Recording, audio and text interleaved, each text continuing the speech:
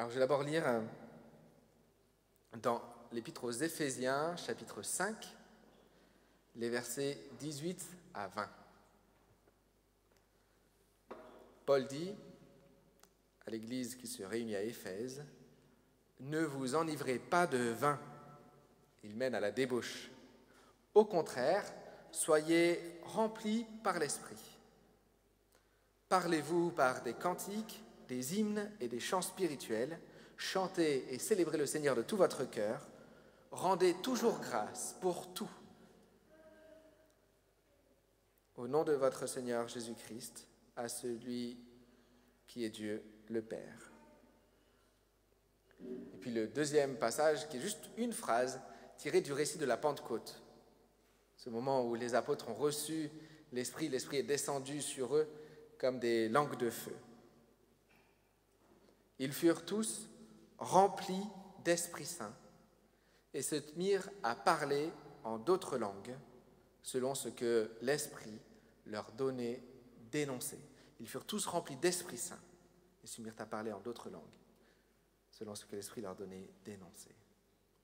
Voilà, ces deux textes. Et je me pose une question maintenant, pour commencer, c'est comment on peut arriver à connaître Dieu. À connaître Dieu.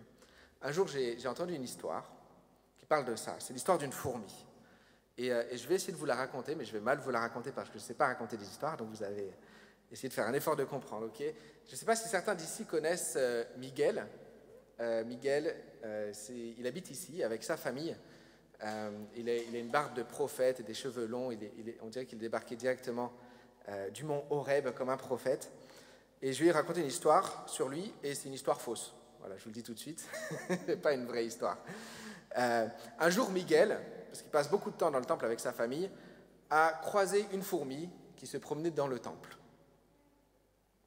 Et par là-bas, là, devant. Et puis il a dit à sa fille, Loulou, il appelle sa fille Loulou, il dit, Loulou, tu connais le temple, non ? Le temple, il est grand. Il a un dôme qui est assez spectaculaire, au-dessus duquel il y a une grande croix verte qui culmine à 33 mètres. 1 mètre par année que Christ a passé sur terre. Autour du dôme, il y a des sculptures de pots remplis de feu avec des flammes. Au-dessus de la porte, il y a une statue qui représente l'amour et la foi. Ce temple, il a traversé les siècles, ça fait 400 ans qu'il est là, il a traversé tous les événements que Paris a vécu ces 400 dernières années, et c'est incroyable tout ce qui a été vécu ici, depuis la crypte jusqu'au lanterneau, tout en haut, au-dessus de l'échafaudage. Il a demandé à Loulou, tu crois que cette fourmi connaît le temple qui est au-dessus d'elle, qui est autour d'elle, à l'intérieur duquel elle est? Est-ce que tu crois qu'elle peut le connaître vraiment ? Saisir ce que cette structure intellectuellement. Et évidemment, dans sa grande sagesse, sa fille lui a répondu, « Papa, est-ce que tu aimes ma robe ?» Et Miguel a continué, « Tu as raison, ma fille. La fourmi ne peut pas saisir ce qu'est réellement ce temple dans lequel elle vit. Elle est bien trop petite et lui est bien trop grand pour qu'elle le comprenne. » Il a continué comme ça. Maintenant, pense à toi. Quelle est ta taille par rapport à ce temple ? Est-ce que tu comprends toi-même vraiment ce temple-là ? Quelle est ta taille par rapport à Paris ? Ou par rapport à la France ? Ou par rapport à l'Europe ? À la Terre ? Est-ce que tu peux prétendre, de ta grande intelligence, comprendre l'univers ? Est-ce que toi, du haut de tes quelques années de vie et de sagesse, tu peux comprendre de l'éternité qui t'a précédé et de l'éternité qui vient après nous. Et du coup, comment toi, est-ce que tu pourrais prétendre connaître et comprendre par ta propre réflexion, par ta sagesse, le créateur de l'univers, le créateur du temps, de toutes ces choses-là, ton créateur? Est-ce que tu pourrais le comprendre, monter à lui, accéder à lui, si ce n'était pas lui qui venait se révéler à toi? Et la morale de cette histoire, c'est qu'on ne peut pas monter à Dieu. On se trompe systématiquement de direction à chaque fois qu'on essaye d'élever nos pensées vers lui. On vise forcément à côté. On ne monte que vers des dieux qu'on se crée soi-même, vers nos fantasmes améliorés en fait. Il fallait que Dieu descende vers nous pour qu'on le connaisse. Il fallait qu'il nous rejoigne. Et c'est ce qu'il a fait. Et c'est ce que raconte le début de l'évangile de Jean. Au début de l'évangile de Jean, au chapitre 1, verset 9, il est écrit « La parole était la vraie lumière ». Puis au verset 10, on peut lire « Et le monde est venu à l'existence par elle, mais le monde ne l'a jamais connue ». Au verset 14, « La parole est devenue chair et elle a fait sa demeure parmi nous ». Et au verset 16, « De sa plénitude, nous avons tous reçu, et grâce pour grâce ». Le Créateur du monde est venu sur terre en Jésus-Christ, et il s'est donné à nous, et sa plénitude habite en nous par l'Esprit Saint. Voilà à quel point Dieu est bon. Non seulement Dieu se fait connaître à nous, humbles, humains, éphémères que nous sommes, négligeables dans l'univers que nous sommes, mais en plus il vient habiter en nous. Il remplit nos vies de sa présence. Et donc les deux textes que nous avons lus aujourd'hui parlent de la seule manière que nous avons pour connaître Dieu. Ils parlent du fait d'être remplis de l'Esprit Saint. Si ce n'est pas Dieu lui-même qui vient dans nos vies, on ne peut pas le connaître. On ne connaît que des dieux qu'on se fabrique nous-mêmes. La seule manière de connaître Dieu, c'est d'être rempli de sa présence. Le texte d'Acte 2 qu'on a lu, au milieu de la Pentecôte, raconte comment les premiers apôtres ont été baptisés dans l'Esprit Saint, mais le texte ne dit pas qu'ils sont baptisés à ce moment-là. Le texte dit qu'ils sont tous remplis de l'Esprit Saint. Et par la suite, c'est l'expression qui sera utilisée. Dans les Actes, on lit pas très souvent le fait d'être baptisé de l'Esprit Saint. On lit surtout être rempli de l'Esprit Saint. Mais on sait que c'est le baptême dans l'Esprit Saint parce que, peu avant, Jésus a dit « Vous serez baptisés dans l'Esprit Saint ». Et ce qui se passe, c'est ça. Et du coup, on pourrait croire qu'à chaque fois que la Bible mentionne le fait d'être rempli de l'Esprit Saint, elle parle du baptême du Saint-Esprit. Mais en fait, ce n'est pas tout à fait ça. Si on regarde le contexte, on voit qu'il y a plusieurs manières d'être rempli de l'Esprit Saint. Pas seulement le baptême, mais il y a d'autres manières. En fait, il y a deux manières d'être rempli de l'Esprit. Et c'est bon de les connaître, parce que ce sont des cadeaux énormes que Dieu nous fait. Nous, on habite sa création, on a du mal à comprendre toute la beauté de sa création, comme la fourmi a du mal à comprendre le temple dans lequel elle habite. Et lui, il choisit d'habiter en nous et de faire de nos vies son temple, et de mettre sa lumière au cœur de nos existences. Voilà, donc le Saint-Esprit, ces deux manières, c'est ça. Le Saint-Esprit agit de manière habituelle et de manière exceptionnelle, de deux manières différentes, ou bien d'une manière indirecte et d'une manière directe. Et un chrétien, quand il grandit dans sa foi, il vit ces deux réalités régulièrement. Normalement, l'Esprit utilise des outils, des médiateurs pour agir. Sa manière quotidienne, normale, régulière de nous rejoindre, c'est, de manière la plus évidente, d'abord la Bible. La Bible. Parce qu'il en est, il en est en quelque sorte le co-auteur. C'est lui qui l'a inspiré. Il a inspiré ceux qui ont écrit ce mot. Et donc, quand on lit la Bible, on lit les mots inspirés par l'Esprit Saint. C'est Dieu qui nous parle à travers ces mots-là. C'est la manière la plus évidente. Mais aussi, il nous rejoint par la manière dont il éclaire nos pensées et il nous donne de comprendre les mots de la Bible. Parce qu'on peut lire la Bible et les comprendre de travers. On peut lire la Bible et pas comprendre. Mais l'Esprit Saint nous donne de lire ces mots et d'entendre la parole que Dieu a pour nous individuellement aujourd'hui. Sa parole. De rencontrer Dieu à travers ces mots-là. Il agit aussi évidemment à travers le baptême d'eau. Et le baptême, et puis la Sainte Seine aussi, le partage du pain et du vin, à travers toute l'action de l'Église, à travers les frères et les sœurs qu'il nous donne, la manière dont ils interagissent avec nous.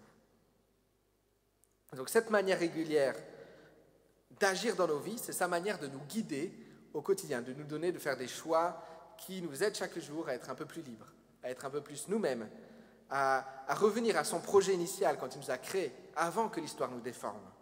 Son esprit, il agit petit à petit en nous pour que nous lui ressemblions toujours un peu plus. C'est long, c'est parfois très discret, mais c'est quelque chose qui est visible et qui est sûr. Voilà. Et c'est de ce phénomène qu'on parle pendant tout l'été dans les mini-églises, hein, tous les mardis soirs quand on lit, quand on parle du fruit de l'Esprit dans nos vies. C'est ce que l'Esprit Saint fait en nous pour qu'on ressemble plus à Jésus. Paul, il écrit comme ça. Quant au fruit de l'Esprit, c'est amour, joie, paix, patience, bonté, bienveillance, foi, douceur, maîtrise de soi. Et il dit, aucune loi n'est contre de telles choses. Mais ceux qui appartiennent à Jésus ont crucifié la chair et ses passions et ses désirs. Et si nous vivons par l'Esprit, alors nous devons aussi marcher par l'Esprit. Ce mouvement-là, c'est ce qu'on appelle la sanctification. La vie chrétienne normale est un processus de sanctification. Et cette manière normale d'être rempli de l'Esprit Saint, c'est un cadeau merveilleux pour nous. C'est au quotidien, peut-être à chaque réveil, et puis parfois aussi sans vraiment en être conscient, sans s'en rendre compte, c'est se laisser envahir par l'Esprit Saint, ne pas lui résister, mais s'abandonner totalement à lui. Tout faire pour l'autoriser pleinement à affecter, à changer nos vies, changer nos caractères, nos émotions, nos désirs, là où on prend plaisir aussi. C'est ce dont Paul parle dans Éphésiens 5. Quand il dit « Ne vous enivrez pas de vin, mais laissez-vous constamment remplir par l'Esprit ». D'ailleurs, je trouve cette comparaison géniale. Comparer l'Esprit Saint à du vin. Ça devrait nous parler. En tant que personnes qui vivent en France, on devrait bien comprendre ça. Vous savez, comme le vin peut prendre le contrôle sur nos vies et nous faire faire des choses que nous ne ferions pas sans lui. L'alcool peut contrôler nos émotions. L'alcool peut contrôler nos décisions, notre volonté, nos pensées. Il y a même des gens qui font des films entiers sur ce sujet, sur les folies que l'alcool ou les drogues font faire malgré nous à des gens. C'est un sujet de comédie intarissable pour Hollywood et c'est un sujet de tristesse infinie en bas de chez moi sur le boulevard Richard Lenoir la nuit. C'est terrible. D'ailleurs, peut-être que vous avez déjà fait, il y a très très longtemps évidemment, l'expérience vous-même de vous réveiller le matin en vous demandant est-ce que c'est bien moi qui ai fait ça? Qu'est-ce que j'ai fait? Est-ce que j'ai vraiment fait ça? Est-ce que j'ai vraiment écrit un message à un tel ou à une telle? Ou est-ce que j'ai vraiment dit ça hier? J'ai un ami qui un jour s'est réveillé un samedi matin en se rappelant que la veille, il avait payé une tournée générale à tout le bar. C'était un étranger, il avait la carte de ses parents pour sécurité, il avait payé en une seconde de folie, il avait dépensé 2-3 mois de ses revenus. Voilà. Paul utilise cet exemple pour dire en fait que l'Esprit Saint produise en toi des sentiments que tu n'aurais pas sans lui. Que l'Esprit Saint produise en toi des sentiments que tu n'aurais pas sans lui. Le vin, s'il contrôle notre vie, il produira du désordre, de la destruction. L'Esprit Saint, s'il contrôle notre vie, il produira des louanges, de la réjouissance, de l'amitié, de l'amour, de l'épanouissement. C'est la liste que Paul fait, c'est la liste que la Bible fait. Que l'Esprit Saint produise en nous une vision que nous n'aurions pas sans lui, qu'il produise en nous une volonté, des désirs que nous n'aurions pas sans lui, qu'il produise en nous des actions qui viennent de lui et non pas de nous-mêmes. Que l'Esprit Saint nous emporte, non pas vers la mort, le chaos, la destruction, mais qu'il nous apporte vers la vie en abondance, pour nous et pour ceux qui nous entourent. Voilà, laissons-nous constamment remplir par l'Esprit, abandonnons-nous à lui, laissons-le agir librement dans nos vies et recherchons son action dans nos vies. Parce que dans cette manière-là d'être rempli de l'Esprit Saint, il y a une idée de collaboration d'autre part. Paul écrit « Chantez des hymnes et des cantiques ». On peut ajouter « Lisons la Bible autant que possible ». Fréquentons l'Église autant que possible. Soyons entourés par des frères et des sœurs chrétiens autant que possible. Prenons la Sainte Seine dès qu'on en a l'occasion. Approchons-nous, entourons-nous des moyens d'action préférés de l'Esprit. Remplissons-nous de lui. Recherchons son action, recherchons son effet dans nos vies, comme d'autres recherchent les effets de l'alcool dans leur vie. Sans modération. Tous les jours, au prix de sacrifices, qu'il façonne nos quotidiens, qu'il façonne notre identité. Parce que c'est ça qui nous permet de grandir jour après jour, détail après détail, à la stature de Christ. Ça, c'est la première manière dont l'Esprit agit. Mais parfois, comme à la Pentecôte, l'Esprit Saint est répandu sur nous d'une manière spéciale, comme un torrent. Vous savez, parfois il pleut, mais très légèrement, tellement légèrement qu'on le sent à peine. La pluie ne nous dérange pas. C'est une pluie légère, c'est presque agréable même. Et on continue de marcher. Et même si la pluie est très légère et très douce, quand on arrivera à notre destination, si on a marché suffisamment longtemps, on sera quand même mouillé jusqu'aux os. Mais la pluie, tant qu'elle coulait, on ne la sentait pas. Mais d'autres fois, il va se mettre à tomber de la pluie, genre comme si chaque goutte d'eau pesait 2 litres d'eau. En 2 secondes, on est déjà trempé. C'est le même phénomène, hein, c'est de la pluie. Mais il y a une grande différence entre les deux pluies. L'une est discrète et régulière, et l'autre est plus de l'ordre de la tempête. Elle passe rapidement. Parfois, Dieu déverse sur nous son esprit d'une telle manière qu'on déborde en 2 secondes. C'est comme si je renversais un pichet d'eau dans un verre. Plouf. En 2 secondes, ça déborde. Et c'est ce qu'annonce la prophétie que Pierre cite. Quand il veut expliquer le phénomène de la Pentecôte, il cite une prophétie de Joël, Pierre. Il dit, cette prophétie, c'est comme ça. Dans les derniers jours, c'est Dieu qui parle, dans les derniers jours, je répandrai mon esprit sur tous. Je répandrai mon esprit sur tous. C'est quelque chose de l'abondance, de la générosité. Quelque chose de spectaculaire aussi, de daté, de soudain.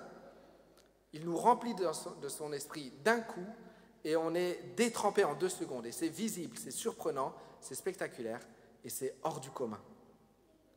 C'est hors du commun, mais ce n'est pas forcément rare. Et ce n'est pas forcément unique non plus. Relisez les Actes, ça vaut le coup. 2 chapitres après le récit de la Pentecôte, il se passe quelque chose qui ressemble en fait beaucoup à la Pentecôte. Juste 2 chapitres après. Au chapitre 4 des Actes, les apôtres sont terrorisés à cause des persécutions, alors ils se rassemblent dans une pièce et ils prient, et ils disent à Dieu, cette prière qui est magnifique, ils disent à Dieu, donne à tes serviteurs de dire ta parole avec une entière assurance. Étends ta main pour qu'il se produise des guérisons, des signes et des prodiges par le nom de ton saint serviteur Jésus. Et à ce moment-là, il se passe quoi? Eh bien, quand ils eurent prié, le lieu où ils étaient rassemblés trembla. C'est-à-dire que leur maison tremble quand même. Ça doit être assez spectaculaire. Et ils furent tous remplis de l'Esprit Saint. Et la conséquence, et ainsi ils disaient la parole de Dieu avec assurance. Plus loin, encore une fois, au chapitre 7, l'un des chrétiens, Étienne, est lapidé à cause de sa foi. Je ne sais pas si vous êtes déjà représenté ce à quoi ça doit ressembler d'être en train de se faire lapider. Ça doit être assez horrible. Et donc Étienne est là, au milieu de cette foule qui est pleine de haine et qui lui lance des pierres pour le tuer. Et juste avant de mourir, parce qu'il est mort, il reçoit une vision extraordinaire. Tout à coup, il voit le ciel qui s'ouvre, il voit devant lui son ami, son frère Jésus qui ouvre les bras pour l'accueillir. Le texte dit, Étienne, rempli d'Esprit Saint, fixa le ciel et il vit la gloire de Dieu et Jésus debout à la droite de Dieu. Il voit la gloire de Dieu, c'est pas rien. C'est quelque chose qui est réservé à peu, parce qu'il est rempli d'Esprit Saint. Dans ce moment terrible, il voit la gloire de Dieu. Même Jésus a vécu ça. Jésus était rempli de l'Esprit Saint depuis son baptême, on l'a vu dimanche dernier, mais quand ses disciples reviennent de mission, dans sa joie, lui aussi, il se prend une averse d'Esprit Saint. Le texte dit, à ce moment même, il fut transporté d'allégresse sous l'action de l'Esprit Saint. Là, il y a quelque chose d'extraordinaire à un moment précis. Transporter l'Esprit Saint, le transporte de joie. Voilà. Donc on est rempli d'Esprit Saint depuis que nous croyons en lui. Si on croit en lui, c'est que l'Esprit Saint est en nous. Mais à certains moments, à des moments qui sont précieux, l'Esprit Saint nous embrasse encore, d'une manière spéciale. Parfois dans la tristesse, dans la mission, dans la joie, dans la louange. À ces moments spéciaux, c'est comme si l'Esprit nous saisit et il nous prend dans ses bras et il nous serre contre le cœur du Père. Et il nous transmet d'une manière surnaturelle sa joie, sa paix, son espérance, et sa force. La pluie fine et régulière, l'averse spectaculaire. Au quotidien, voilà des moments spéciaux. Et on a besoin de ces deux expériences. On a besoin de ces deux manières d'être rempli de l'Esprit Saint. Pourquoi ? Parce qu'on peut tout à fait être plein de l'Esprit Saint au sens de la sanctification, de la vie quotidienne, mais si on ne vit pas une expérience puissante, si on ne vit pas la puissance de l'Esprit Saint, on risque de ne jamais avoir le courage et la confiance nécessaires pour témoigner de la bonne nouvelle autour de nous, pour poser des actes et les paroles folles qui viennent de l'amour de Dieu et dont le monde a tellement soif. Ou bien comme les disciples, on risque d'être submergé par la pression ou par les épreuves qui nous tombent dessus. Et on a besoin de douches de l'Esprit Saint pour assurer notre foi et puis pour remplir notre cœur de son amour et nous pousser dehors. Voilà, à annoncer sa bonne nouvelle, à aimer le monde en son nom, à nous sortir de notre bulle pour qu'on impacte le monde de la bonne nouvelle. Mais aussi, on ne peut pas vivre d'averse seulement. Ça ne suffit pas. Il suffit de lire la lettre que Paul écrit aux Corinthiens pour en être sûr. Les Corinthiens, c'était des gens qui vivaient des choses de fou avec l'Esprit Saint. Toutes les dimensions des dons et des signes, c'était très actif là-bas. Et quand on voit les reproches que Paul leur fait dans sa lettre, on peut halluciner. Ils vivaient des vies qui étaient totalement déréglées. Leur Église, elle était tachée par les fautes des uns et des autres, par les querelles, par les gens qui couchaient avec n'importe qui. C'était un peu de l'anarchie. Et en fait, on a besoin aussi, pas seulement de douche de l'Esprit Saint, mais on a besoin de l'action longue, de l'action régulière de l'Esprit en nous, pour avoir en nous les sentiments et puis les comportements de Jésus-Christ. Parce qu'un témoignage extraordinaire, il peut être détruit par une vie ordinaire. Si les gens ne voient pas dans nos vies, au quotidien, le caractère de Jésus, ils rejetteront notre témoignage et puis Jésus avec, et puis ils en souffriront, et puis nous aussi, on en souffrira.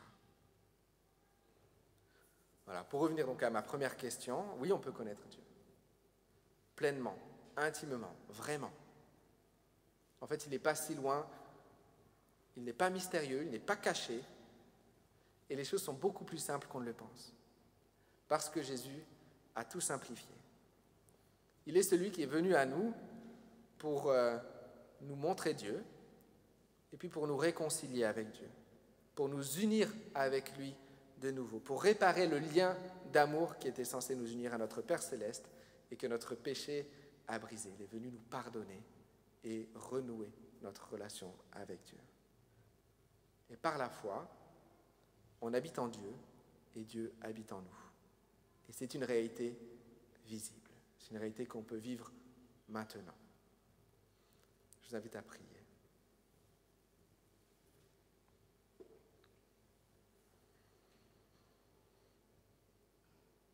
Oui, Seigneur, nous avons été si loin de toi.